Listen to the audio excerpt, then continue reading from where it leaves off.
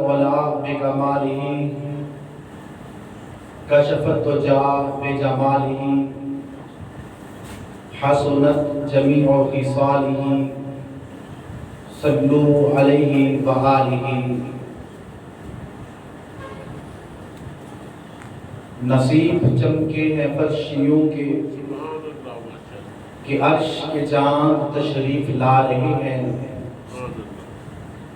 جھلک سے جن کی فلک ہے روشن وہ شمس تشریف لا رہے ہیں زمانے بھر کا یہ قاعدہ ہے کہ جس کا کھانا اس کا گانا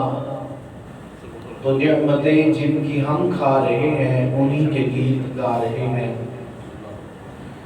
اللہ تبارک و تعالی جل مجدہ الکریم کی حمد و ثنا اور حضور نبی کریم رؤوف الرحیم علیہ تحیت و تسلیم کی بارگاہ اقدس میں ہدیہ تحفہ درود و سلام عرض کرنے کے بعد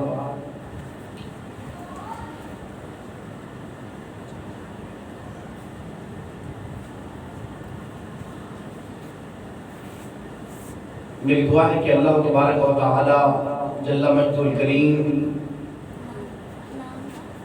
ہم سب کی آج کی جمعہ المبارک کی حاضری اپنی پاک بارگاہ میں قبول فرمائے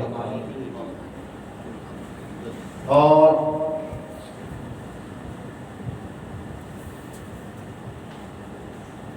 ماہ ربیع الاول شریف کا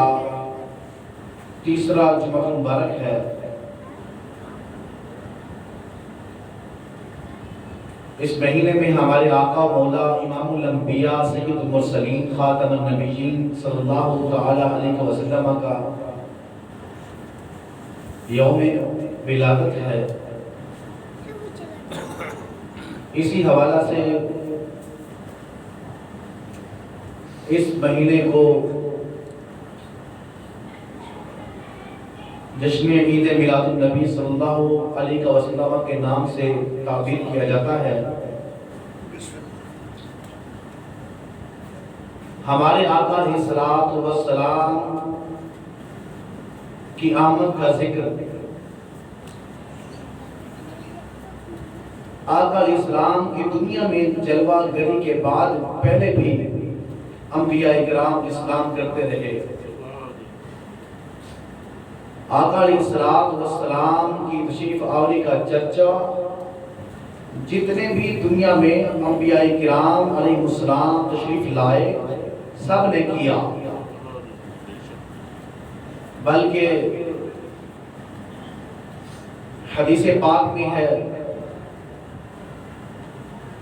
ہمارے آقا علیہ السلام کی آمد سے 1000 سال پہلے نبی علیہ السلام کا میلاد منایا گیا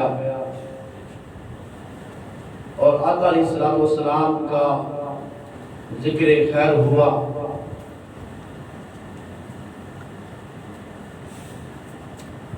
عمدۃ القاری شرح بخاری میں ہے کہ جس وقت میرے اور آپ کے آقا علیہ السلام مکہ شریف چھوڑ کر مدینہ منورہ تشریف لائے ہر ایک شخص کی یہ خواہش تھی کہ رسول اللہ صلی اللہ علیہ وسلم میرے گھر تشریف لائیں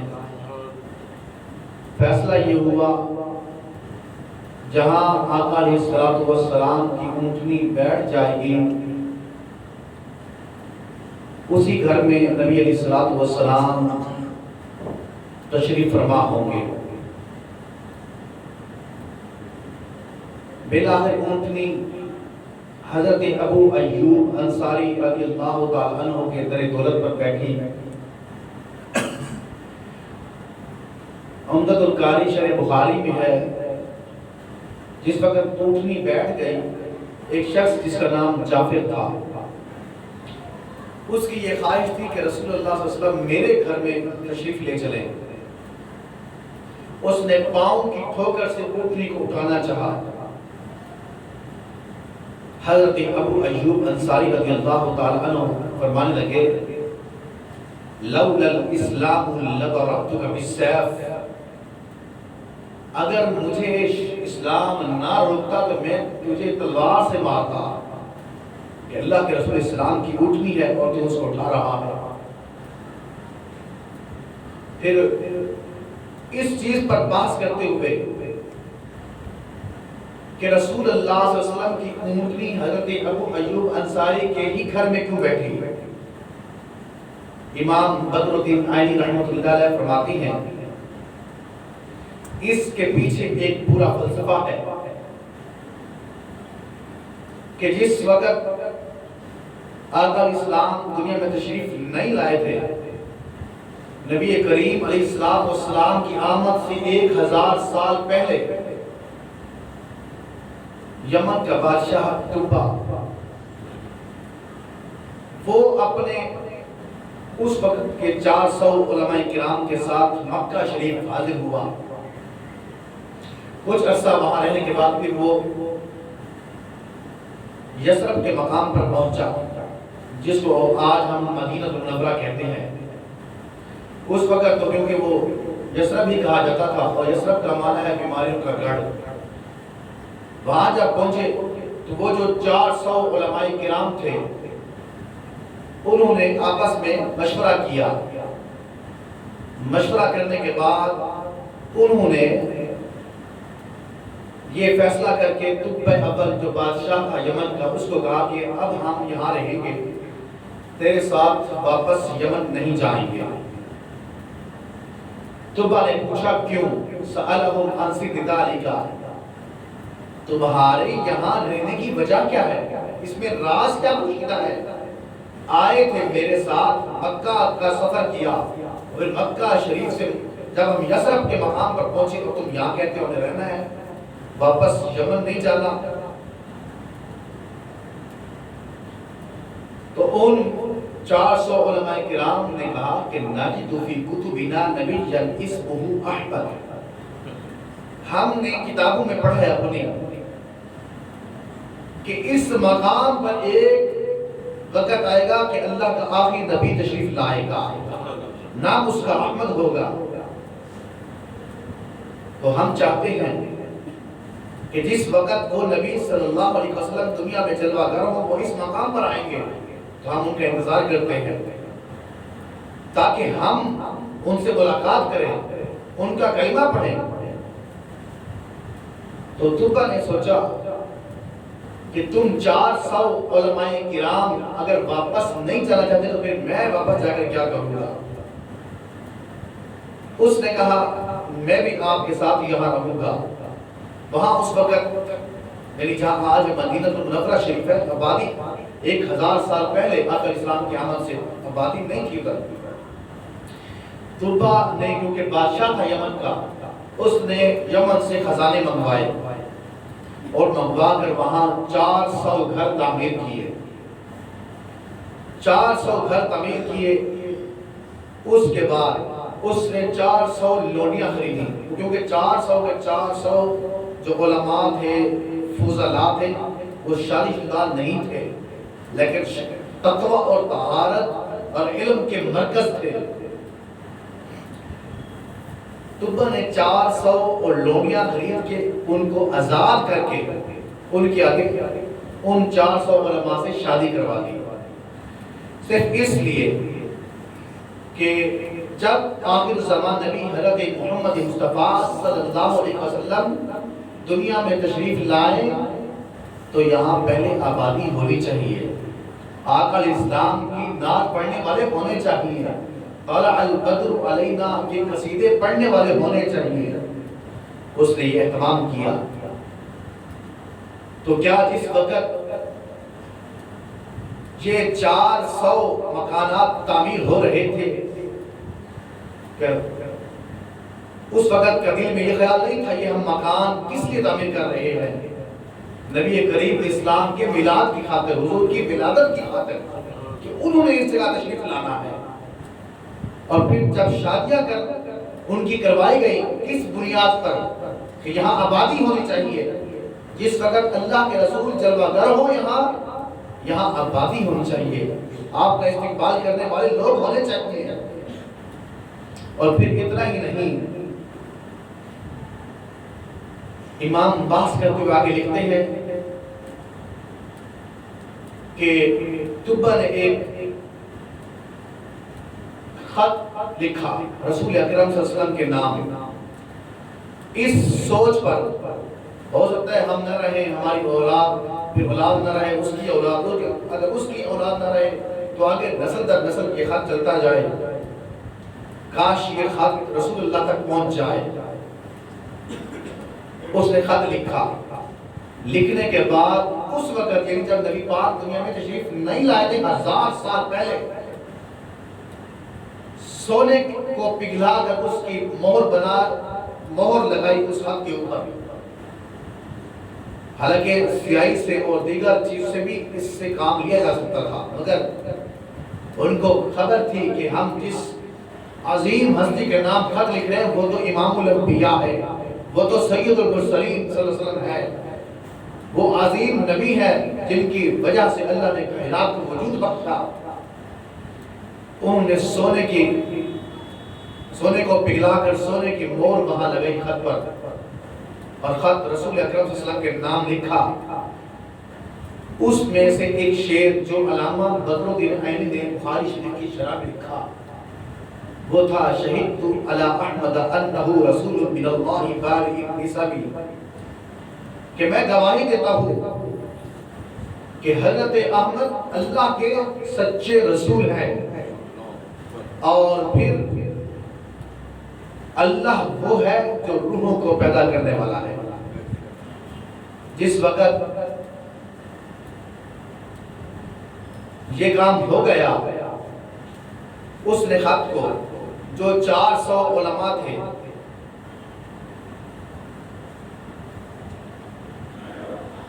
جس وقت وہ 400 علماء میں سے جو سب سے بڑا عالم دین تھا، اس کو خط تھما دیا۔ وقت گزرتا گیا، وہ فوت ہو گئے، دنیا سے چلے گئے۔ وہ خط ان کی نسل میں نسل در نسل منتقل ہوتا رہا۔ اب جس وقت رسول اللہ مکہ شریف کو چھوڑ کر مدینہ شریف تشریف لائے اور آقا علیہ السلام کی اونٹنی حضرت ابو ایوب انصاری کے گھر بیٹھی، اور یہاں یہ بتاتا چلو جو اس وقت قبہ نے مکان تیار کیے تھے 400، ان میں سے ایک مکان تھا جس کو 2 منزلہ تعمیر کیا تھا، باقی سارے کے سارے ایک ہی منزلہ تھے، اور 2 منزلہ مکان وہ حضرت ابو ایوب انصاری رضی اللہ عنہ کے قسمت میں آیا، وہ وہاں رہے اس وقت جب آقا علیہ السلام کی موٹری وہاں تشریف فرما ہو گئی۔ اس کے بعد جب نبی علیہ السلام وہاں بیٹھے تو ایک شخص سامنے آیا، نام اس کا ابو لیلہ تھا۔ تو رسول اللہ صلی اللہ علیہ وسلم نے جب اس کو دیکھا فرمایا، انت ابو لیلہ ومعک کتاب تبہ، تو ابو لیلہ ہے اور تیرے پاس تبہ کا خط موجود ہے۔ اس نے کہا، من انت، آپ کون ہیں؟ میرے آقا علیہ السلام نے فرمایا، انا محمد صلی اللہ علیہ وسلم۔ نعرہ تکبیر، نعرہ رسالت، عظمت و شان مصطفیٰ۔ میرے آقا علیہ السلام نے فرمایا، میں محمد ہوں، اللہ کا رسول ہوں۔ حالانکہ اس ابو لیلہ نامی شخص سے رسول اللہ صلی اللہ علیہ وسلم کی پہلے ملاقات نہیں ہوئی تھی، نہ ابو لیلہ کی رسول اللہ صلی اللہ علیہ وسلم سے ہوئی تھی۔ پہلی ملاقات کی لیکن رسول اللہ صلی اللہ علیہ وسلم جان گئے، کیونکہ اللہ کا نبی ہوتا ہی کوئی ہو جس کو ان سارے امور کا علم ہو، جو غیب کو جانتا ہو۔ آقا علیہ السلام نے فرمایا، تیرا نام ابو لیلہ ہے اور تیری جیب میں جو چیز ہے وہ میرا خط ہے، اور لکھا ہوا 1000 سال پہلے تبہ کا ہے، وہ مجھے پڑھا۔ اس نے خط نکالا اور خط آقا علیہ السلام پڑھا، اس میں وہ شعر لکھا ہوا تھا، جو 1000 سال طبہ یمن کے بادشاہ نے لکھا تھا، شہید علی احمد انہ رسول من اللہ بارئ النسمی، کہ میں گواہی دیتا ہوں آپ اللہ کے سچے رسول ہیں اور اللہ وہ ہے جو روح کو پیدا کرنے والا ہے۔ رسول اللہ صلی اللہ علیہ وسلم جب خط دیکھا تو فرمایا لا تسب تبا، وہ تبا کو گالی نہ دینا۔ تبا وہ شخص ہے کہ جب میں دنیا میں جلوہ گر نہ ہوا تھا، میری آمد سے 1000 سال پہلے اس نے میرا میلاد منایا ہے، میری آمد کا ذکر کیا ہے، میری خاطر اس نے بڑا اہتمام کیا ہے۔ اگر رسول اللہ صلی اللہ علیہ وسلم کو یہ علم تھا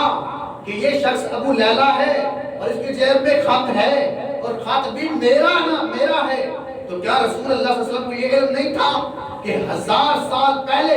یہ خط لکھا کیوں گیا تھا؟ اس وقت میرے لیے میرے میلاد کی خاطر 400 علماء یہاں یثرب کے مقام پر ٹھہرے اور میرے میلاد کی خاطر 400 علماء کی شادیاں ہوئی، میرے میلاد کی خاطر یہ خط میرے نام لکھا گیا ہے۔ نعرہ تکبیر، نعرہ رسالت، جشن میلاد مصطفیٰ، عظمت میلاد آقا علیہ السلام نے فرمایا یاد رکھو، فرمایا میرے خطبہ کو برا نہ کہنا۔ اگر 1000 سال آقا اسلام کی آمد سے پہلے جو شخص نبی پاک کو دیکھا بھی نہیں، آقا اسلام کی نبوت اور رسالت کا اقرار کرے، حضور اسلام سے محبت کا اظہار کرے، اللہ کے حبیب اسے فرماتے ہیں مرحبا بتبا، مرحبا بتبا، اے تبا تجھے اللہ کا رسول خوش آمدید کہتا ہے۔ اگر وہ 1000 سال پہلے آقا اسلام کا میلاد کا اہتمام کرے، حضور کا ذکر خیر کرے، حضور کی نبوت اور رسالت کا اقرار کرے، اللہ کے رسول اس سے خوش ہو جاتے ہیں۔ تو آج جو اللہ کے رسول علیہ السلام کی امتی ہے اور آج آقا اسلام کا میلاد منائے، حضور علیہ السلام کے میلاد کی خاطر لنگر کا اہتمام کرے، جھنڈے اور جلوس کا اہتمام کرے، اللہ کے رسول اسے کتنا عطا فرما دیں گے۔ محترم سامعین و حاضرین، ہمارے آقا اسلام کے چرچے تو آقا اسلام کی آمد سے پہلے بھی ہوتے رہے، اور یاد رکھیں قرآن پاک کے بعد سب سے عظیم ترین کتاب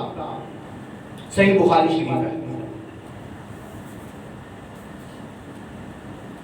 صحیح بخاری شریف حضرت سیدہ امام بخاری رحمۃ اللہ علیہ لکھی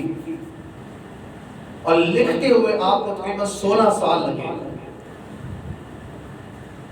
اور انداز کتابت یہ تھا، یہ لکھنے کا انداز یہ تھا کہ جب امام بخاری کوئی حدیث لکھتے پہلے غسل فرماتے، پھر کپڑے پہنتے دھلے ہوئے، اور اس کے بعد جو ہے 2 رکعت نماز ادا کرتے، پھر جا کر حدیث پاک کو لکھتے۔ تقریباً 7500 احادیث طیبہ بخاری شریف میں ہے۔ ہر حدیث کے لکھنے سے پہلے امام بخاری رحمۃ اللہ علیہ نے غسل فرمایا اور 2 رکعت نماز ادا کی، اب ادا کرنے کے بعد پھر حدیث کو لکھا۔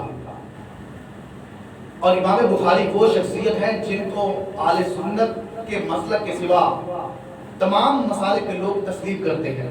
اور ان کی بخاری شریف ہر مقطع فقہ والے اپنے دارالعلوم میں پڑھاتے ہیں۔ اور بخاری شریف کو جو علماء کرام کی نگاہ میں درجہ ہے، قرآن مجید کے بعد سب سے بڑی کتاب بخاری شریف کو قرار دیا جاتا ہے۔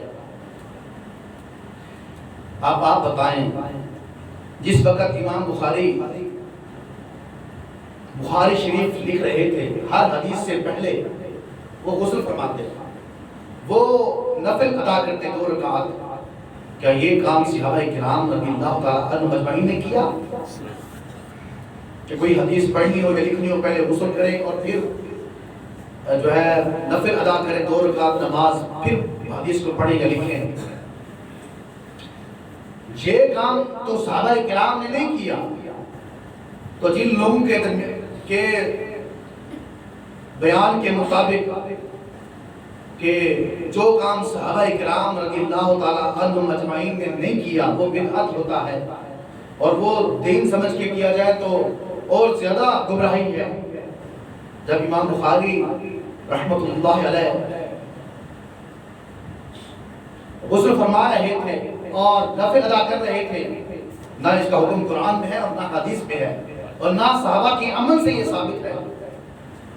تو انہوں نے جو کیا پھر تو ان کی تعریف کے مطابق امام بخاری معذلہ بدعتی بنے، اور یہ مسئلہ ہے بدعتی شخص سے حدیث لینا بھی جائز نہیں ہے۔ یا تو امام بخاری بدعتی ہوئے یا نہ ہوئے، اگر ہوئے ہیں تو ان کی بخاری شریف پڑھانا ہر 10 والے چھوڑ دیں سوائے اہل سنت کے۔ ہم تو کہتے ہیں وہ بدعتی نہیں تھے، ان کا یہ کام بھی صحیح تھا، اور اگر وہ کہتے ہیں نہیں کام وہ بھی ٹھیک کر رہے تھے، کوئی غلط نہیں، تو ہم ان سے پوچھتے ہیں کہ صحابہ کرام نے یہ کام کیا تھا کہ حدیث پڑھیں یا لکھیں اس سے پہلے 2 رکعت نفل بھی پڑھیں غسل بھی کریں؟ یہ دین میں نیا کام ہے۔ جب امام بخاری غسل کر رہے تھے ثواب سمجھ کے کر رہے تھے، اور جب وہ نفل ادا کر رہے تھے ثواب سمجھ کے کر رہے تھے، تو یہ صحابہ سے تو ہے ہی نہیں۔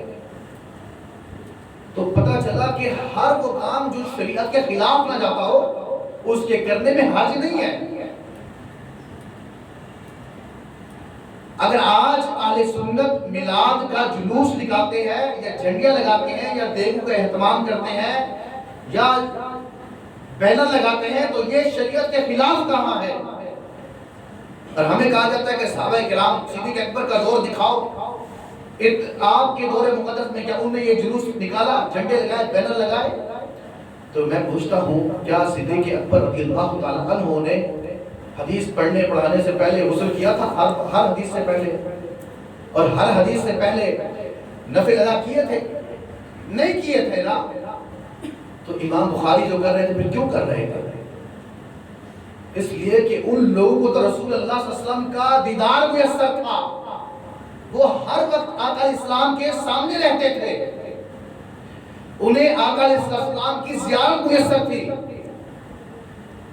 اگر امام بخاری رحمۃ اللہ تعالیٰ کے ہزاروں ہوں آپ جیسے، پھر بھی سیدنا صدیق اکبر رضی اللہ تعالیٰ عنہ، عمر پاک، عثمان غنی اور مولا علی پاک، ان کی تو گرد راہ کے برابر نہیں ہے۔ ان لوگوں کو رسول اللہ کا دیدار میسر تھا، انہیں ان چیزوں کی ضرورت نہیں پیش آئی، وہ ہر وقت حضور اسلام کے قرب میں رہتے تھے۔ تو ان کا اپنا انداز تھا اور بعد والوں کا اپنا انداز ہے۔ یہ امام بخاری رحمۃ اللہ علیہ کی محبت تھی۔ میں اپنے آقا و مولا امام الانبیاء سید المرسلین خاتم النبیین کا فرمان لکھ رہا ہوں، ہر فرمان سے پہلے غسل بھی کیا اور 2 رکعت نماز نفل بھی ادا کیا۔